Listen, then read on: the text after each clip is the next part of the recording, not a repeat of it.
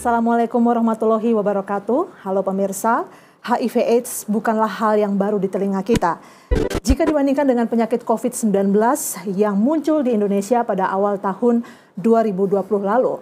Namun rasanya HIV/AIDS sampai hari ini masih menjadi momok menakutkan yang mengancam negara kita. Berdasarkan laporan perkembangan HIV/AIDS, Kementerian Kesehatan sampai pada September tahun 2020, tercatat kumulatif kasus HIV ditemukan ada sebanyak 409.857 kasus.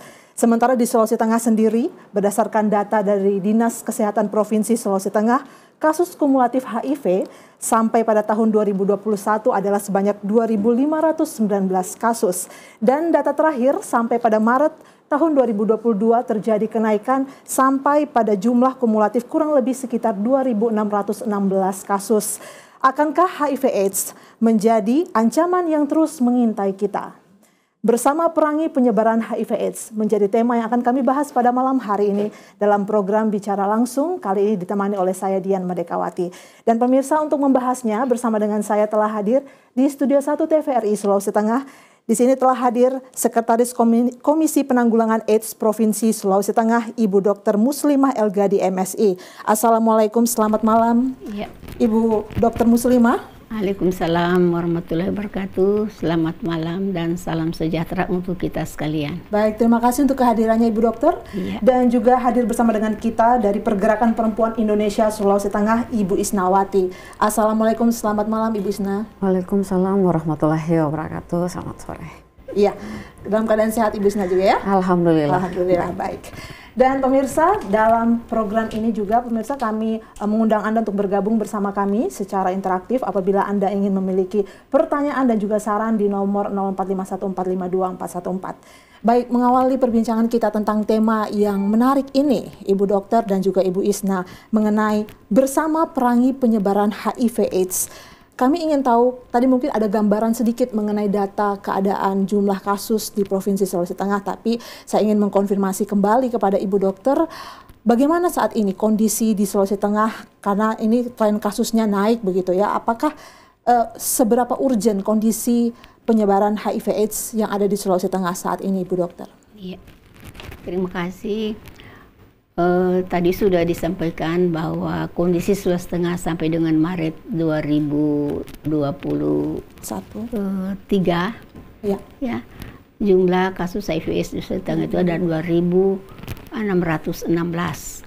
Ini kalau estimasi HIV di Sulawesi Tengah itu 4.702, berarti kita baru menemukan kasus ini baru 53%. Oke, nah, kita tahu bahwa HIV ini adalah fenomena gunung es, jadi masih banyak yang kita belum temukan. Walaupun dia meningkat, tetapi itu kan kumulatif tiap tahun kita temukan. Nah, tergantung juga dari kita. Penemuan kasus ini makin rajin kita turun untuk mencari atau memberikan VCT bagi yang mereka populasi beresiko. Kita sering menemukan kasus itu lebih banyak. Tetapi sampai dengan saat ini itu masih 53% ya, 53%. Terbanyak di Kota Palu ya, lebih dari 50% di Kota Palu. Dan kasus ini laki-laki lebih banyak daripada perempuan. Dan dari laki-laki ini 47% adalah LSL, lelaki seks lelaki.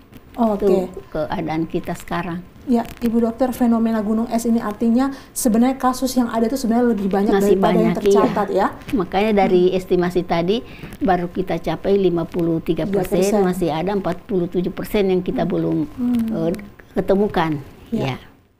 Saya tadi boleh ralat mungkin di Maret 2022 ya, tadi sebanyak 2.616 kasus begitu ya. Baik, Ibu Maret Dokter. 2022 ya. Ya.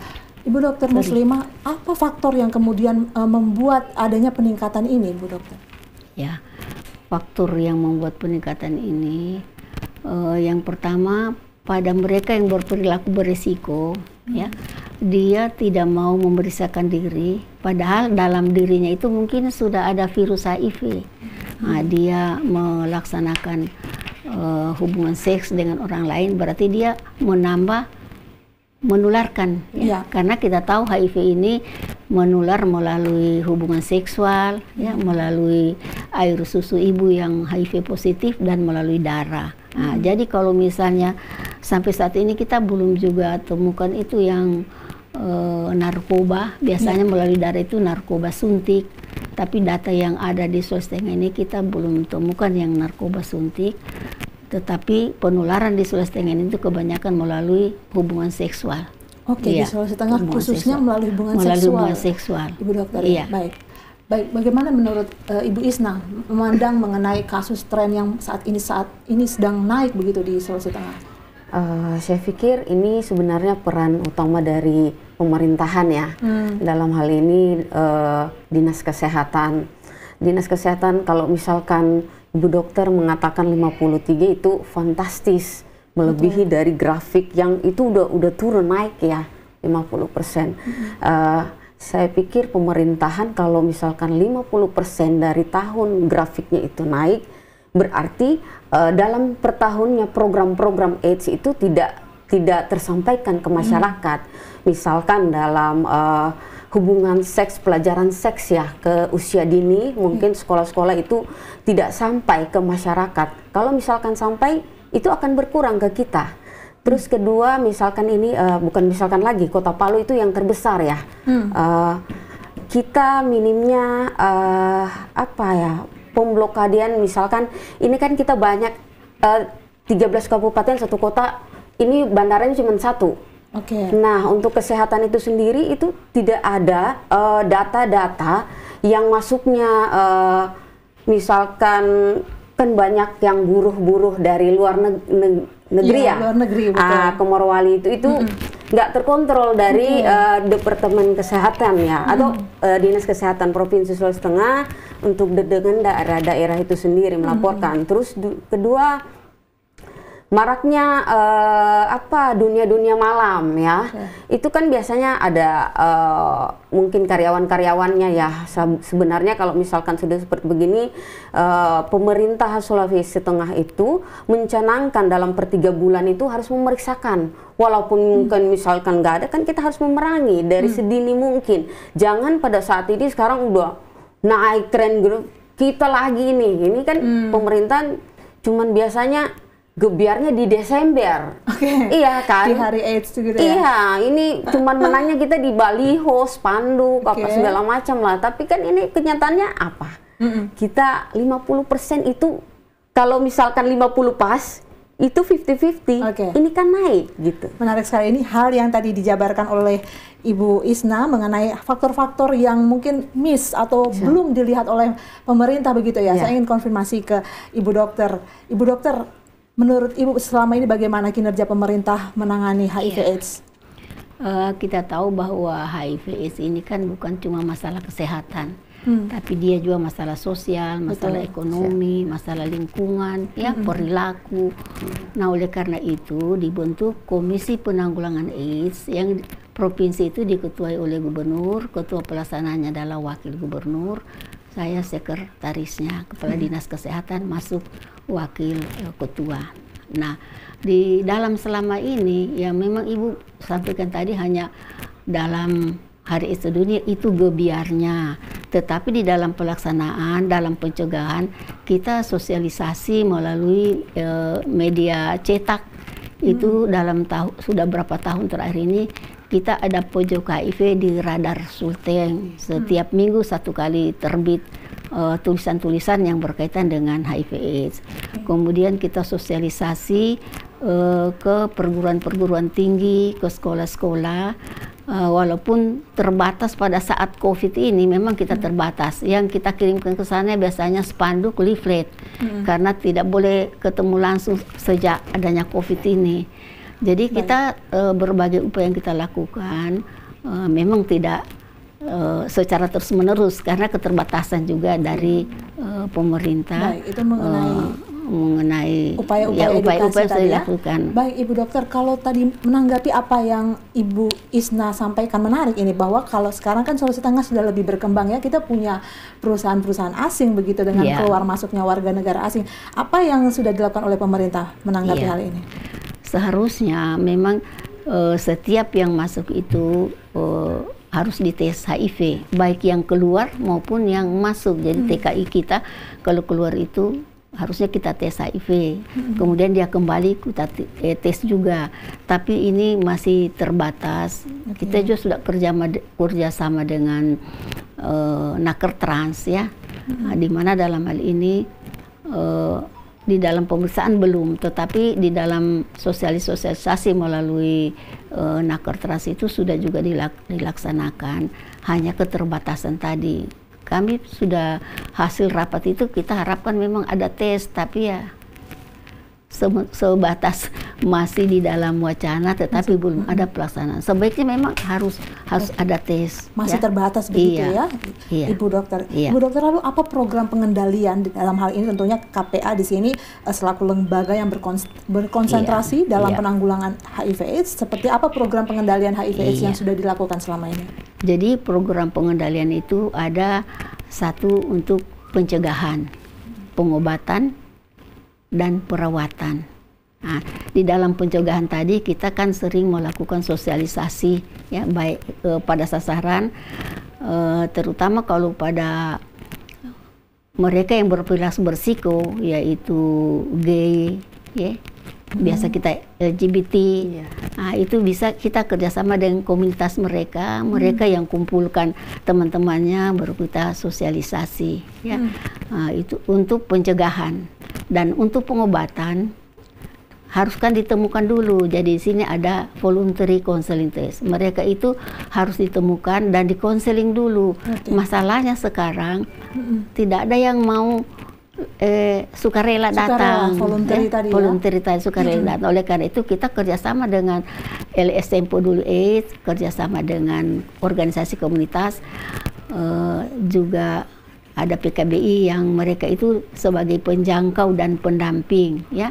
Nah, sebagai penjangkau kan mereka yang kumpul teman-teman yang berisiko tadi, kemudian kita melakukan VCT, dan kalau ada yang positif itu dikirim ke rumah sakit atau ke puskesmas yang sudah melaksanakan pengobatan. Nah, pengobatan ini kan 1 kali berobat seumur hidup dia harus minum obat.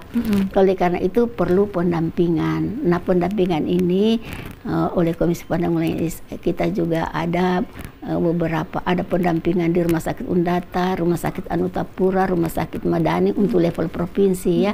Nah, untuk kabupaten lain saya juga belum tahu mereka ada pendampingan atau tidak. Tapi untuk kita KPA provinsi kita sudah melakukan, karena mereka itu didampingi manakala mereka minum obat bermasalah. Jadi yang mendampingi ini yang akan mensupport mereka untuk tetap melakukan pengobatan. Jadi butuh juga ada support agar ada support. ODA ini mereka pun juga bisa termotivasi melakukan penyembuhan tadi. Jadi tadi ada pengobatan. Ada penemuan kasus, ada pencegahan, ada pengobatan. Di dalam pengobatan ada pendampingan, kemudian ada perawatan. Jadi yang memang masih sakit itu kan dirawat di rumah sakit. Nah, itu yang dilakukan dalam upaya-upaya pengendalian HIV/AIDS itu, pengobatan, perawatan, penemuan kasus. Ibu Dokter, itu artinya memang di dalam hal ini KPA juga melakukan koordinasi kerjasama ya dengan LSM, melibatkan banyak pihak begitu ya. Bagaimana selama ini juga dengan koordinasinya dengan pemerintah dalam hal ini? Pemerintah ini sudah masuk di Komisi Penanggulangan AIDS karena gubernur kan ketuanya. Jadi kami termasuk dengan OPD terkait yang mengharapkan mereka itu juga mensosialisasikan HIV/AIDS sesuai dengan tupoksi masing-masing dari OPD ini.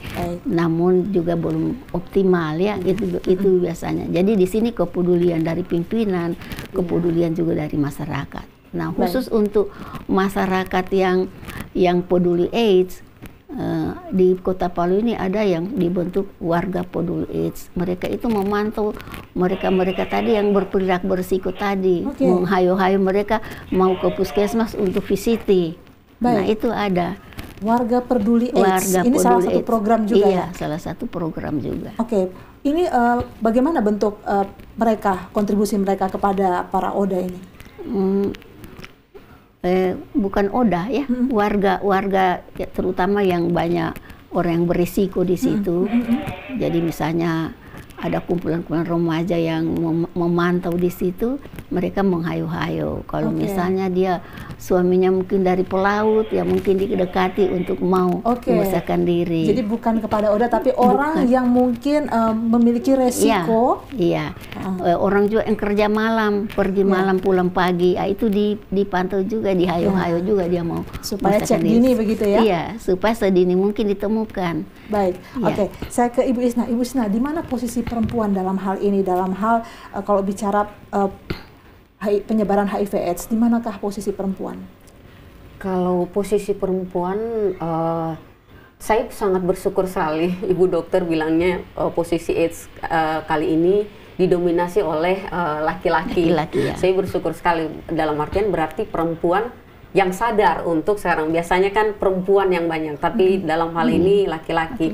Kalau posisi perempuan sih, saya tetap kalau misalkan untuk saya sendiri itu harus memerangi. Sebenarnya saya harus mengajak lagi pemerintah yang getol kepada masyarakat, karena ini kerja tim gitu. Baik, oke. Iya. Baik, ini kerja tim. Kita tahan dulu sampai di situ ya, Ibu Siap. Isna, karena kita harus jeda dulu. Pemirsa, kami akan segera kembali setelah kita mendengarkan kumandang azan maghrib bagi Kota Palu dan sekitarnya.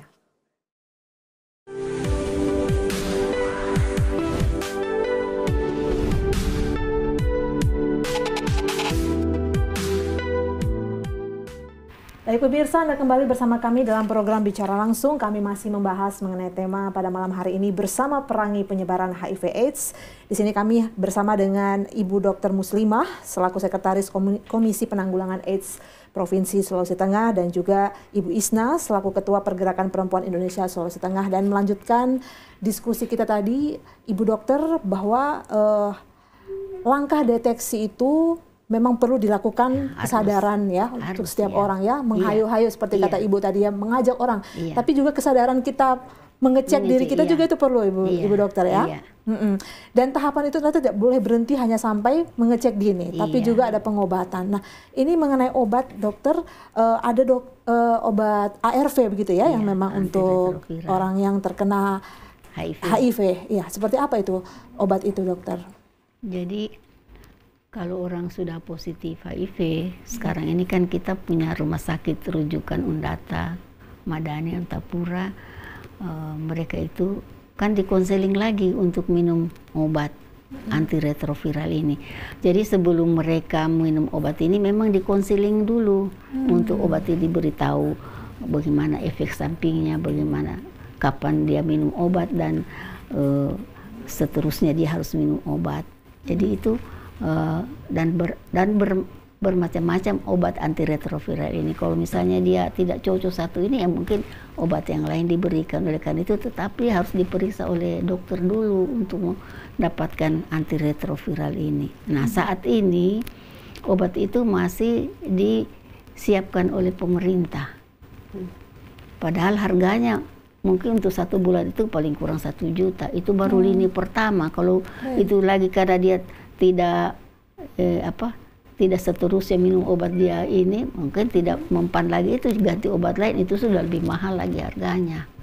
Nah, oleh karena itu sekarang kan masih dibiayai pemerintah. Kalau ke depan nanti mungkin tidak dibiayai, harus mandiri. Nah, kebanyakan yang mereka yang tadi kalau dia masih HIV, masih segar, masih bisa cari nafkah untuk keluarga. Tapi kalau sudah AIDS, dia sudah sering sakit-sakitan, tidak bisa cari nafkah lagi untuk keluarga. Oleh karena itu tadi kalau dia umur produksi tadi, reproduksi tadi untuk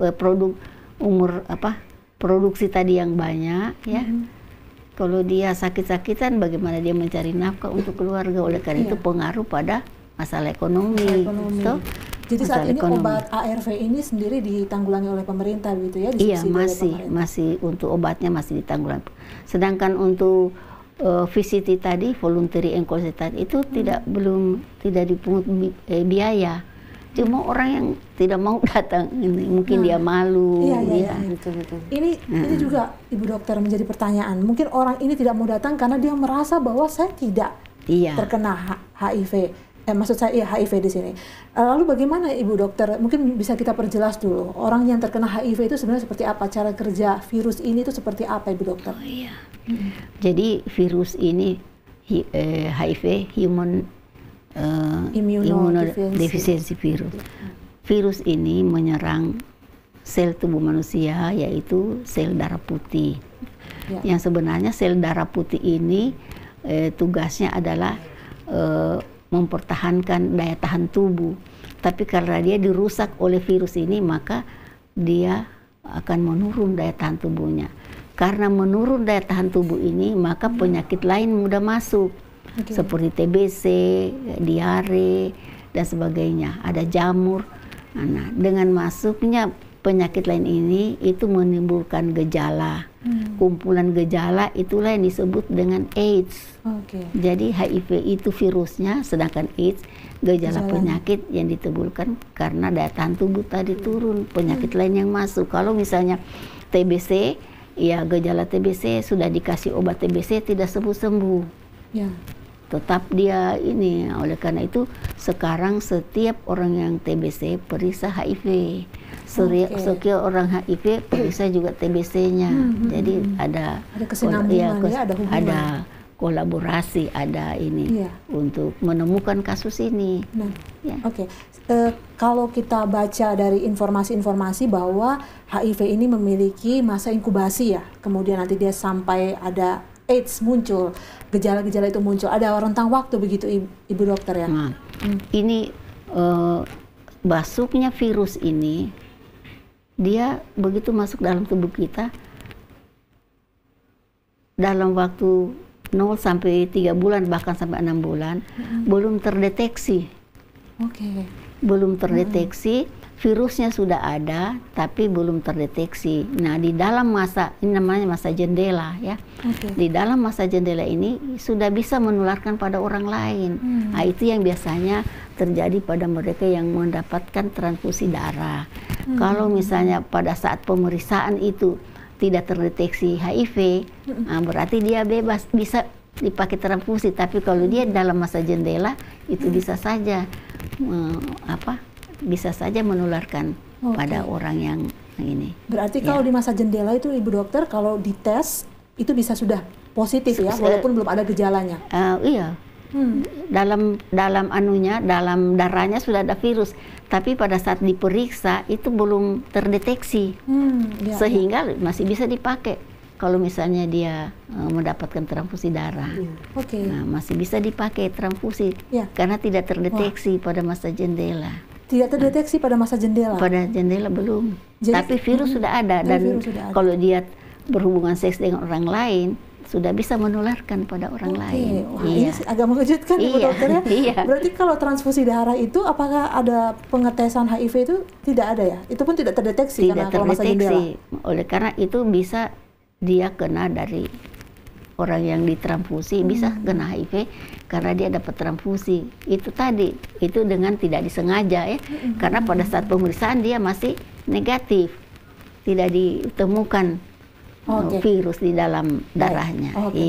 Tidak terasa perbincangan kita pada malam hari ini, Ibu Isna dan juga Ibu Dokter. Waktu yang sangat singkat untuk membicarakan tema yang sangat menarik. Dan di akhir dari diskusi kita, saya ingin mendengarkan harapan dari Ibu Dokter yang singkat dan juga Ibu Isna mengenai bagaimana penanggulangan HIV/AIDS ini di Sulawesi Tengah. Singkat begitu Bu ya, karena waktu kita terbatas. Terima kasih. Jadi harapan kami dari Komisi Penanggulangan AIDS, mereka yang tadi berperilaku beresiko tadi, yang suka ganti-ganti pasangan tadi, yang menggunakan narkoba suntik yang berganti-ganti, sesegera mungkin memeriksakan diri, baik di rumah sakit, di puskesmas, ya, ataupun langsung konselor HIV, sehingga bisa kita temukan sedini mungkin. Dengan kita temukan sedini mungkin, berarti kita bisa cegah sedini mungkin penularan daripada HIV ini. Oleh karena itu kita sampaikan, ya, stop HIV, jauhi narkoba, jauhi seks bebas. Baik, itu dia pesan dari Ibu Dokter Muslimah. Terima kasih. Dan Ibu Isna, silakan singkat saja Bu ya. Kalau dari saya, kita perangi narkoba sedini mungkin melalui kita jaga. Ya, harus dijaga. Kita harus saling menjaga, itu aja. Oke, baik. Itu dia tadi diskusi kita, dan saya mengucapkan terima kasih kepada Sekretaris Komisi Penanggulangan AIDS Provinsi Sulawesi Tengah, Ibu Dr. Muslimah Elgadi MSI. Terima kasih kehadirannya Bu bersama dengan kami, dan juga Ketua Pergerakan Perempuan Indonesia Sulawesi Tengah, Ibu Isnawati. Terima kasih untuk telah hadir bersama dengan kami dan mengedukasi seluruh pemirsa TVRI Sulawesi Tengah mengenai bagaimana bersama perangi penyebaran HIV AIDS dengan STOP, yaitu suluh, temukan, obati, dan pertahankan. Saya Dian Merdekawati. Kita jumpa lagi dalam program Bicara Langsung lainnya. Selamat malam.